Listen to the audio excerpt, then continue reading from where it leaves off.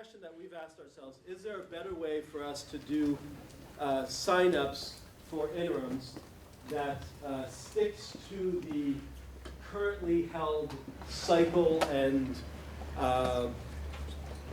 status and ranking and grades and random picking of numbers, all of those things, without lining up in the hallway in the foyer for the entire 2 days to go through all that. If we sign up online, then won't we be waiting all day to find out what interim? So we're not going to be focused.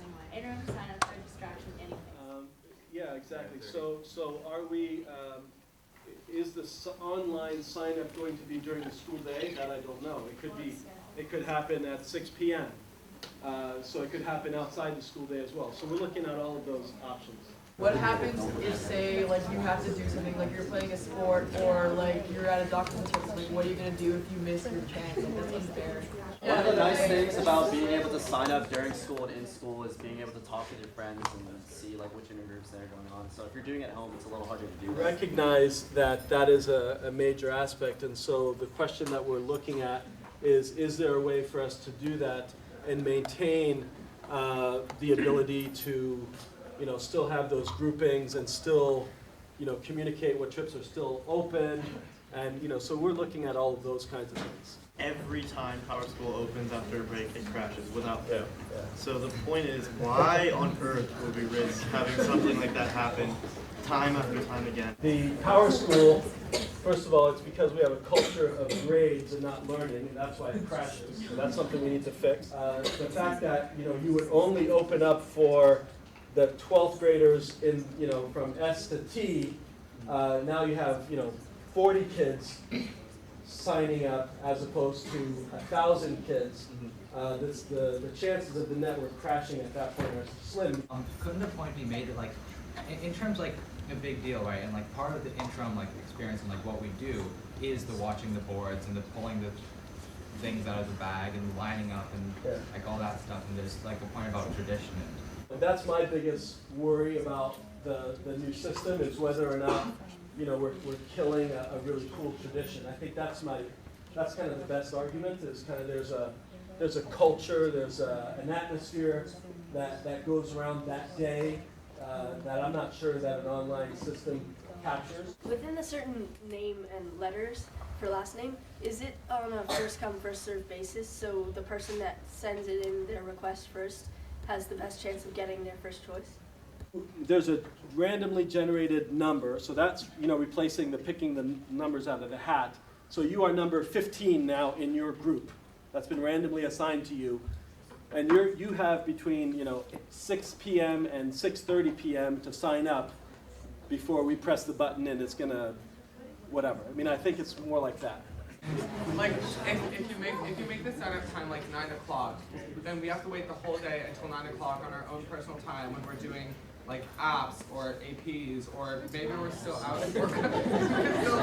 Those documents that we have to hand in that we did by hand, which was like your application, your check, your everything. How do we do that? Like especially like just for me at least, I live in the compound where we share Wi-Fi, so we don't have like full security. Yeah. So I don't know if they feel safe putting all their personal credit card information online. Yeah, absolutely. That's a good point. This is gonna sound really bad, but would you consider just practicing it on the freshmen? Like, as soon as we don't want to mess up our opportunity to get the senior trip that we want, to somewhere unique. But the freshmen, obviously, they're not gonna get an amazing kid.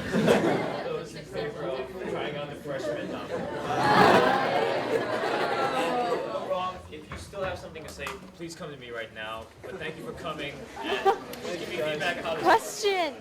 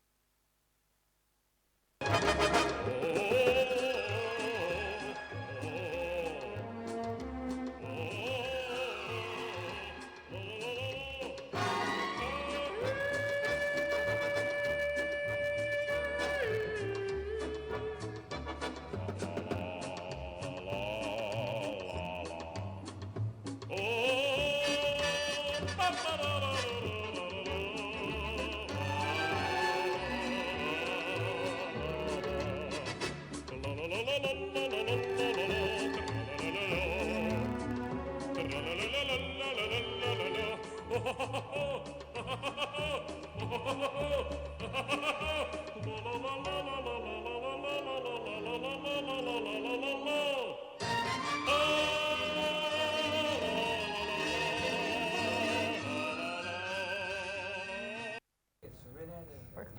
morning, SAS. This is Sharon and Katie here with your morning announcements. Hey Sharon, do you know what's special about this month? Halloween? Well, yes, but October is also Breast Cancer Awareness Month. So this Friday, all students can wear pink tops in accordance with dress code, of course, to show breast cancer awareness. Also, this Friday, there will be a speaker's corner tomorrow during lunch on the government shutdown. And if that's not enough for your excitement for Friday, there will also be an ultimate showdown between boys varsity volleyball and teachers at Friday Night Lights. Come to Gym 2 at 4:30 to watch the game. On to today. If you're interested in joining student council committees and making change at SAS, please attend the meeting today, first break in Mr. Burnett's room. Club time! Aiding China meets today, first break in H316. Achieving Dreams in H410. Chess Club meets during lunch in Mr. Maybe's room. Aikido Club is after school in Gym 3. And Baseball Club meets at 3:15, not on the basketball court, but on the baseball field. Speaking of sports, all girls interested in playing basketball this year, there will be an introductory meeting on Friday, first break in Mr. Skimmons' room H210. Finally, for all you thinking forward to life after high school, University of Connecticut, Miami University Oxford, University of Minnesota Twin Cities, and University of Oregon will be here today at 9:30 a.m. And to our very special class of 2014, here's an announcement that will pump you up for Friday. The lovely PTA moms plan goodies for seniors only, and the first one of those will be given out tomorrow during lunch in the caf. Make sure to stop by and grab yourself some well-deserved treats. Hey Katie, do you know what the new hot topic is? Foxes? No, everybody's talking about Michael Talk's piece on the eye this week. Oh, that's right. There's a Vox Pop by Marcel Morgan and Toby Rakowski on the same subject. That's all we have for you today, SAS. We'll see you again tomorrow. Have a thrilling Thursday.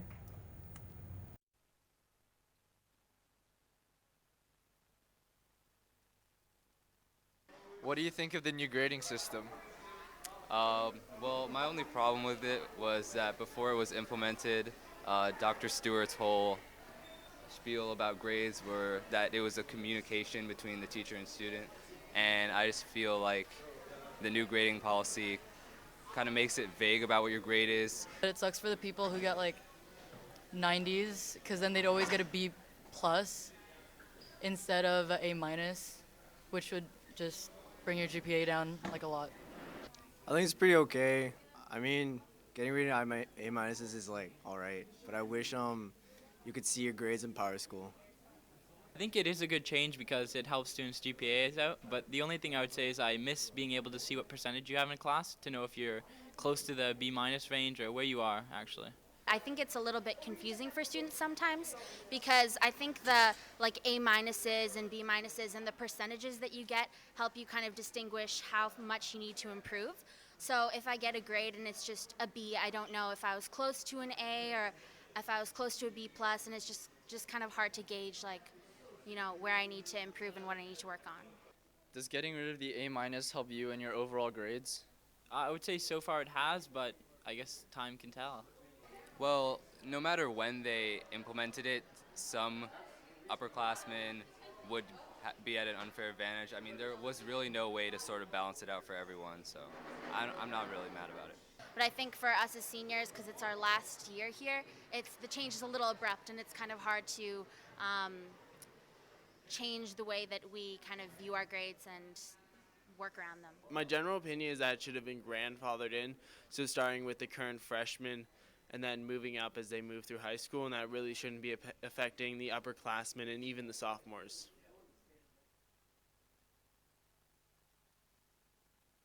Up until now, teachers have had the opportunity to grade students how they see fit or how they want to. And even though those practices may be good, there's inconsistency between how one teacher is grading a student versus another teacher grading a student. That's been the big change, is moving from an average or a mean over the entire unit of study to then looking at where that student is right at the end of the unit of study, which is, it's a lot fairer.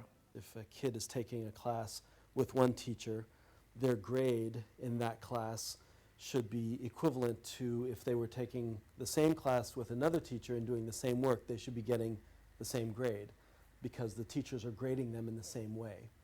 And that hasn't been the case here at SAS. And so it's time for us to have a grading policy. So I think that's number one. Hey, could I interview you for the eye? No! Hey, can I get you for an interview for the eye? 아, 나 지금 되게 바빠. 미안해. Hey, can I interview you guys for the eye? No! Hey, can I interview you guys for the eye? No! Hey, can I interview you for the eye? Oh. One interview.